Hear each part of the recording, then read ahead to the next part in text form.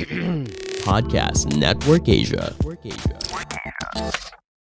Good morning, everyone, and welcome to Kwentuhang Pilipina, a podcast and community that aims to be a safe space for everyone to listen and be heard.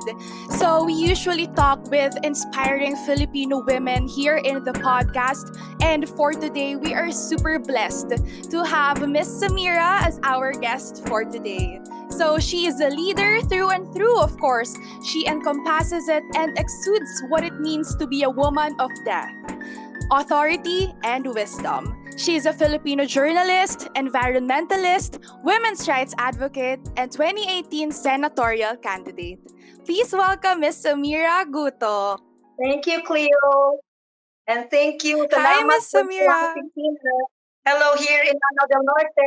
Wow, from Lanao del Norte. That is amazing, Miss Samira. So, for today's episode, we usually start our podcasts with a little icebreaker. So, Uh-huh. for today, we are gonna debunk some myths about leadership. Are you down for it? Go, game. Yes, po. So feel free to say if it is true or false in your opinion and feel free to expound about it as well. So, first, the best leaders are extroverts. Not necessarily. Many Mm-hmm. leaders are shy and reluctant politicians, Yes, I totally agree, like Miss President Aquino. Samira. Oh, okay. So, hindi naman po totally na kapag extrovert ka or kapag introvert ka ay hindi ka na maaaring maging isang magaling na leader. Tama po? Yes po. Very important na is the leadership skills. At isa lang po yung communication skills na usually yung extroverts have an advantage. I see po. Noted po. And for the second one, Filipino women are more likely to be seen as homemakers and not leaders. That's the stereotype na hindi natin ina-acknowledge sana. That's why we're trying to fight the stereotype na pangbahay lang at babae. Totoo po. I totally agree with that. And this myth should actually be buried na kasi women can lead. Yes, of course. Yes po. And lastly, for our little icebreaker, Filipina politicians often have a different approach to leadership as compared to male officials. True, in a way, that Mhm. they In are what way po? keen to details, more Mm. compassionate, holistic, foresighted, like a mother. I see po. Yes po. Miss Amira, so for our listeners right now who are in the live, our talk for today is actually all about leadership. Kung hindi pa po halata from our little icebreaker, no, it's all about leadership. It's all about women assuming leadership roles and what kind of leaders that our country needs right now. Especially that malapit ng eleksyon, it is very timely to talk about everything like this. It's wonderful. Yes po. So let's start with your leadership story, Miss Samira. So I want to know, when did you start as a leader? Like, is it something that was innate in you, or was it something that you have just developed over time? Maybe it started from being curious all the time and writing letters to the editor at the age of 12 that I Wow. became a student council officer and an editor in my high school paper, always finding a way to initiate a publication, a organization, a formation. So pag walang student council paper, I will initiate. If there's no Wow. community organization, women's group, we will initiate.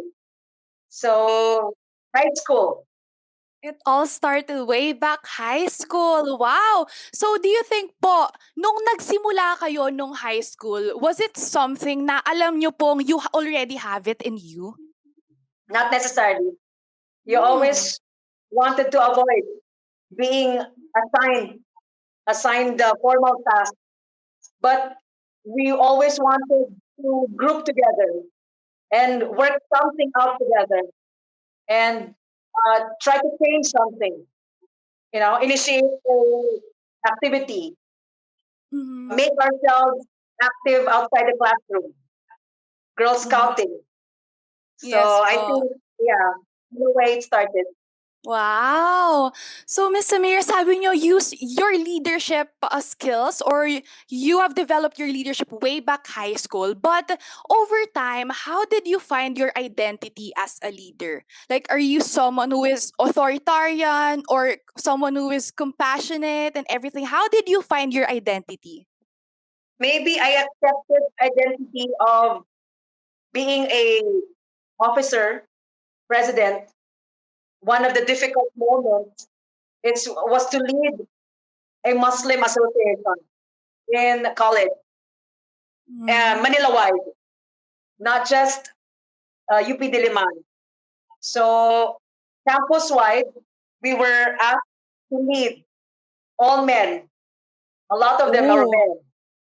So I had to accept because the men want me to accept na hindi naman, but they described that I could do and lead them because I was persistent. I was always the secretary. I had the records.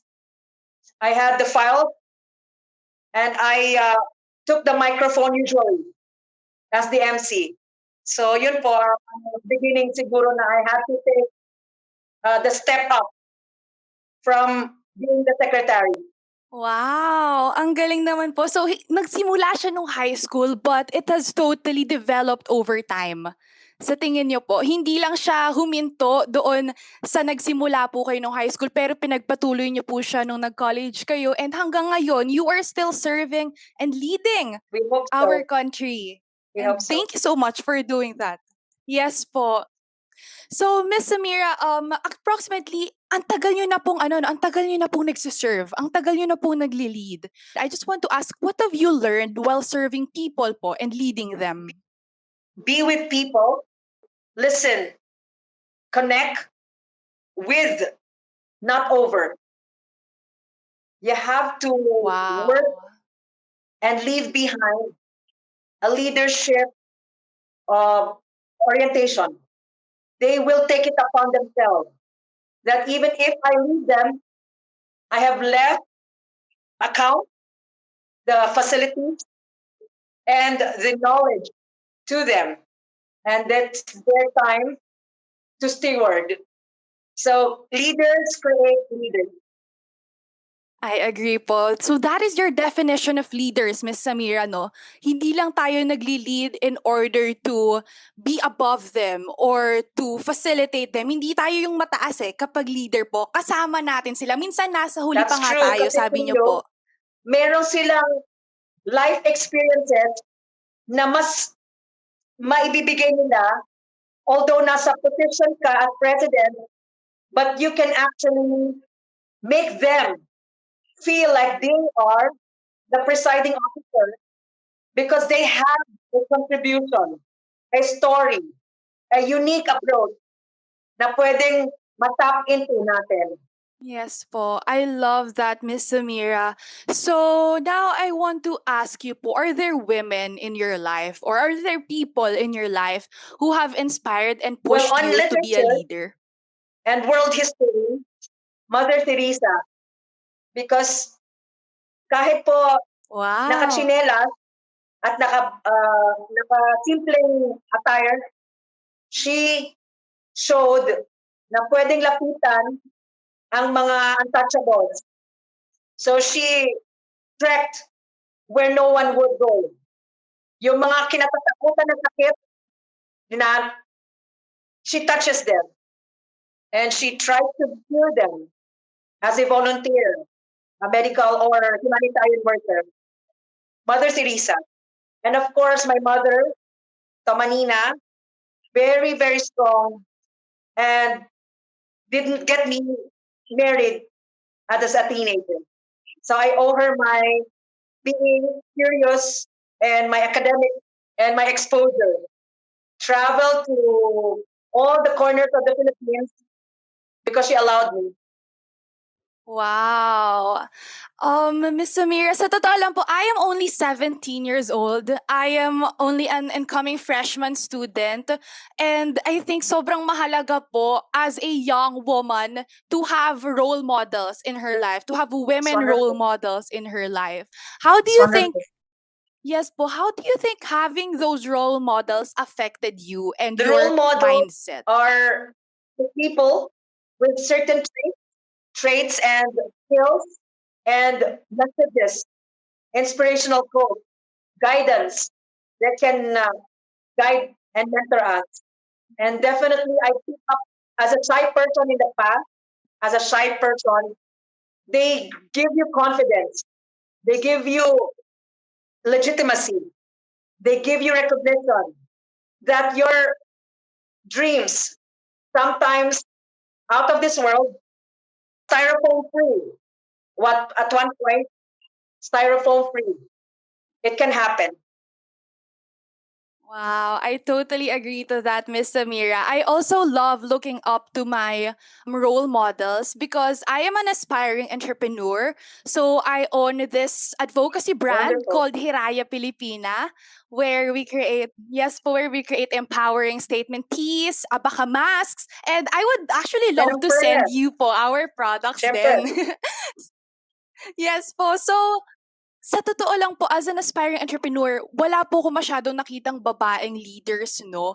Kaya having these role models, having these women role models have motivated me as well, gaya po ng sinabi mo, that I can make it happen because they definitely. have made it I happen have too. met a lot, a lot of entrepreneurs. Please check out the outstanding women in nation service, and a lot of them are entrepreneurs. Also in Spark and White Tech, WITECH, Women in Technology. There's just a wealth of women Wow. who we believe develop the leadership of one woman and you develop a community. Wow, I love that, Miss Samira. When you develop to one woman, you develop a community. So now I want to head over to our topic about women assuming leadership roles. Because noong una naman po, historically speaking, hindi masyadong pinagbibigyan ang Yes, babae to become a leader. Right? Yes. So, in your opinion, when did it become normal or socially acceptable for women to assume leadership roles? Kahit po dito lang sa Philippines. after the long fight of 100 years, we were not just showing flags, we were not just nursing our soldiers, 1920s, 40s wars, but we were inspired. 1991, Beijing Platform of Action, where world women leaders converged, lalo Philippines, to show women equally participating in nation building. So 1991 reminded that women equal pay with men must be fought for. Yes po. I love those. We all have those powerful leaders in the past. Ano po? And these powerful women who stood up for themselves, nagbigay po sila ng daan para sa ating mga kababaihan ngayon sa generation ngayon na mas mag-speak up at ipagpatuloy yung mga nasimulan nila. Pero sa tingin niyo po, Miss Samira, why does it seem like in the past, why did it seem like a big deal when women are leaders? It's a big deal because of patriarchy. Karamihan ng kultura ay sinasabi na ang lalaki ay ang presidente, ang lider, ang monarkiya ay galing sa lalaki. So leadership is defined throughout time by men, including religious leadership. So napaka-importante that the law on women in nation building at nasa constitution nakaukit, women can equally decide our country. I love that, Miss Samira. And I think kahit naman po in assuming leadership roles, wala rin naman po siya sa gender, but it's really based on your leadership skills, your advocacies, what you stand for, and how you will be able to lead a community. That's true. Kaya lang, we ask na talagang special attention ng COMELEC at ng national to allow and to encourage and incentivize women's participation in electing and board, etc. position. Kasi if Yes. the board will not select, our companies will not select, locate, and find women, hindi po mangyayari. So we have got to formally be part and be included in the leadership. Wow, yes po. I actually read in this book called Run to Win. It's about in the United States po, yung mga kababaihan, ini-encourage po talaga na tumakbo. And sinasabi po ng mga kababaihan na capable naman sila. Pero sometimes ang dami pong excuses na kumbaga acceptable naman po. Pero why do you think po women should be pushed to lead, and why is it important to really allot leadership roles for women, especially here in our country right now? There is statistics, Cleo, put women, health will increase. Put women, education budget will increase. So merong kaakibat na relasyon ang social services at kababaihan. Wow, makapangyarihan po ng kababaihan, and especially hindi naman po kasi porket itinataas natin ang kababaihan ay inababa na natin ang ibang gender. Hindi naman. Lalo pa, complement. Holistic leadership involves all genders. Yes po, I totally agree with that. Now, Miss Samira, in your opinion, do you think anyone can be a leader? Or are there certain characteristics that one must possess in order to be an effective leader? To be leader, you must have the strength to be a leader and accept responsibility. So my constitutional requirement for certain positions, read, write, and of age, certain ages. But we say to you, hindi lang dapat ganon. Dapat mag-articulate, mag-mobilize with integrity, track record, transparent, credible, action-oriented. So these are qualities that we look for at dapat meron ang leader.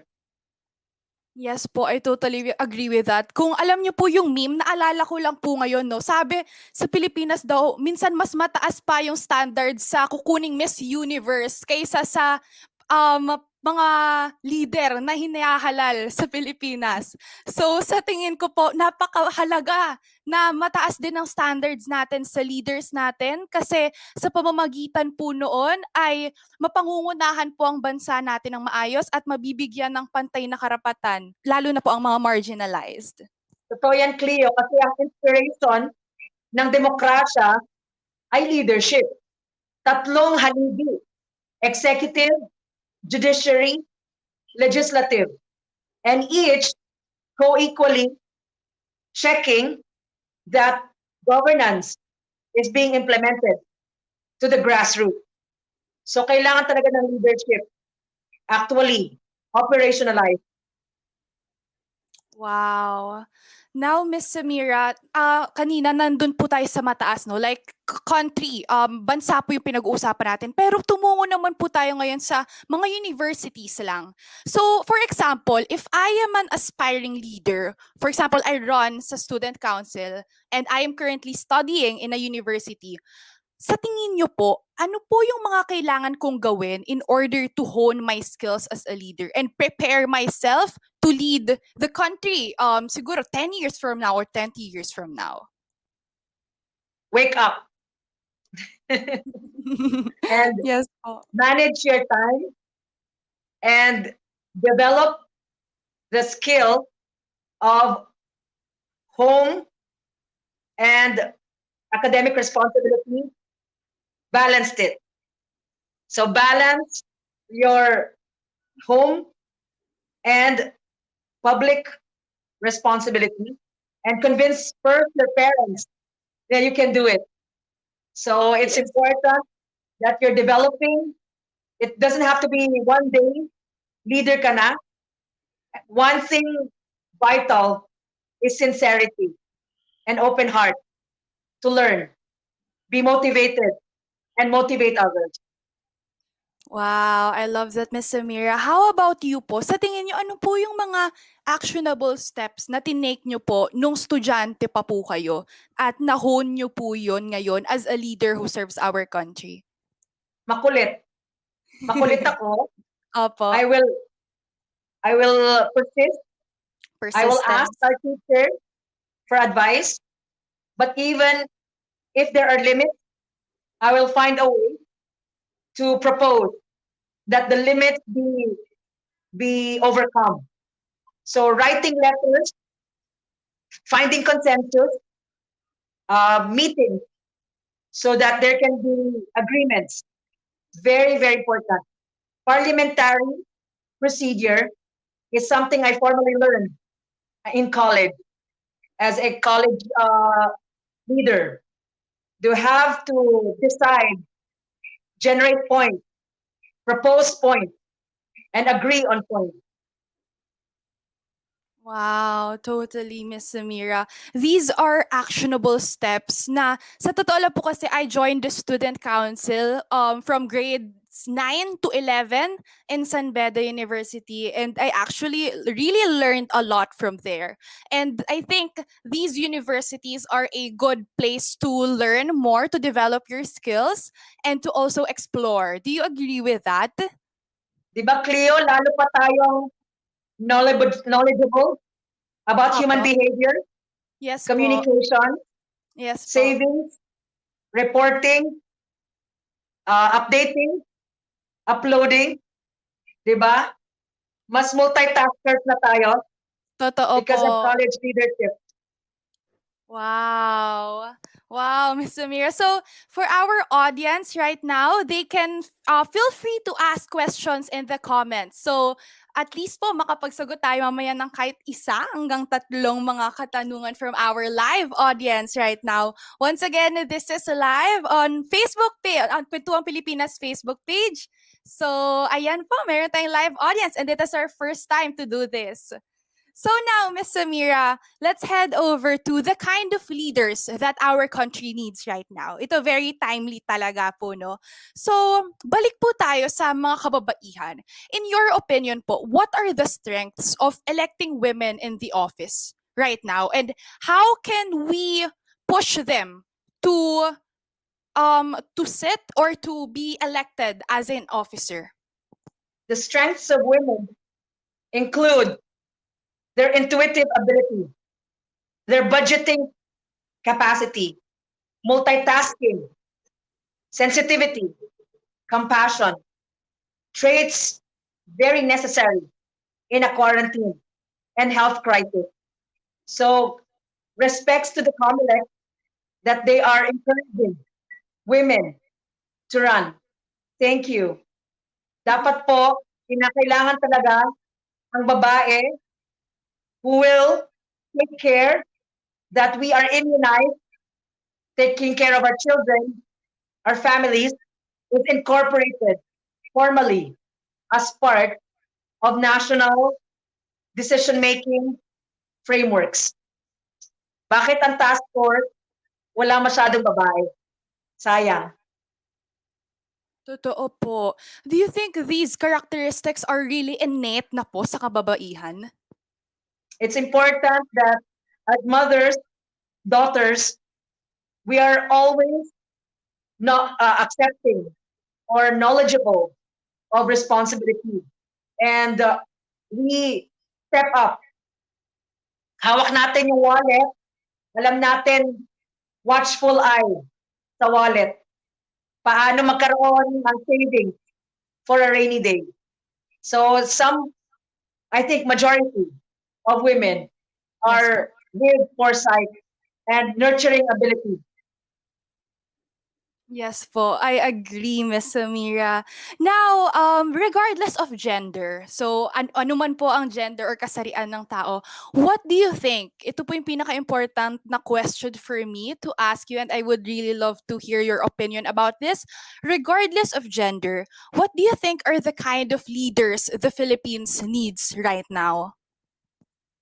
Again, they must be firm, compassionate, transparent, connected, linked with the technology available so that they can address crisis. Very important to have communication skills, nonverbal skills, oral skills, so that you can mobilize all the necessary elements despite limitations. So kailangan talagang very aggressive ang isang tao ngayon. Wow, you mentioned aggressive, Miss Samira. Bakit po sa tingin niyo kailangan aggressive na ang type of leadership ngayon at hindi na po yung pwedeng nakaupo lang or nag-uutos lang po? Bakit po sa tingin niyo kailangan aggressive? It can cost life pag walang ambulansya. Pag leader, alam na niya agad yung resolution because it can be life and death in this circumstances. Yes po. Lalo na po ngayon nararanasan natin yung pandemic and it's truly life and death at this point. Yes, kailangan po 2 million doses vaccine requires problem solving. How do you communicate better? Vaccinating 15 million, which is half of the 100 million target. Yes po. Communication skills really is key. And lalo na po ngayon, no, about sa vaccine, maraming mga Pilipino ang natatakot pa na magpabakuna. Although necessary po siya, no? Sa tingin ko po, yung communication skills as a leader, kailangan maiparating natin ng maigi kung paano ito makakatulong at hindi lang puro takot po or hindi lang po puro pag-uutos po ng walang pagkaunawa. Hindi puwersa. Opo. Kalinga, participatory, bottoms up. How many times, Cleo, na nakaparticipate ka ng Zoom with leaders? Ako wala pa. Sa Zoom po, parang wala pa nga rin po. Pero Parang syempre wala. kayo po. Kayo Hindi po, tayo isa po kayong nakaka-participate. leader. Opo. Hindi tayo nakaka-participate. Opo. I So see hindi tayo po. nakakatulong. But we find ways to be helpful. Find a way in your community to set up your pantry. Salute to Patricia Non. Thank you for initiating a Yes philosophy and movement. Yes po, totally po. Yun ang maganda po sa mga Pilipino, no? Nakakapagbuo po tayo ng ating sariling komunidad kahit gaano man kaliit. That's true. Kailangan po from zero to something. From none to some. Yes Kami po from rubble, from war, to the life. Naghanap po ng paraan, magkaroon ng load, food, despite war. So we had to really survive. Yes po. Miss Samira, thank you so much for your wisdom and knowledge. For today's kwentuhan, I really enjoyed and learned a lot from you. Now, do you have any final words to our listeners right now? And where can we find you? Huwag tayong gulat, huwag tayong gulat. Be mulat. Be awake. Books, not bullets. Let's be a country of compassion. Jesus reminded, love thy neighbor. And as a Muslim, working with Christians and our co-countrymen, we will continue with a Quit and all workers to fight that hashtag no one be left behind. I love your final words, Miss Samira. So now where can we find you, or where can our listeners be able to support you or your Yes, organizations po? wonderful. We're online, Twitter, Instagram, and FB. At pwede pong ipakita ko clearly yung mga kasama ko na farmers. They're all here. And their Sure po. issue, yung mga farmers of Lanao, Wow. is how can National look into the needs of market access and their farm implements. Ano? Kwentuhang Filipino. All issues are women's issues. Totoo po. Salamat po ng marami, Miss Thank Samira. you. I really Thank enjoyed you. my kwentuhan with you, and it is such a huge honor to have you here at Kwentuhang Grateful. Pilipina. Thank you, Miss Samira. The views and opinions expressed by the podcast creators, hosts, and guests do not necessarily reflect the official policy and position of Podcast Network Asia. Any content provided by the people on the podcast are of their own opinion and are not intended to malign any religion, ethnic group, club, organization, company, individual, or anyone or anything.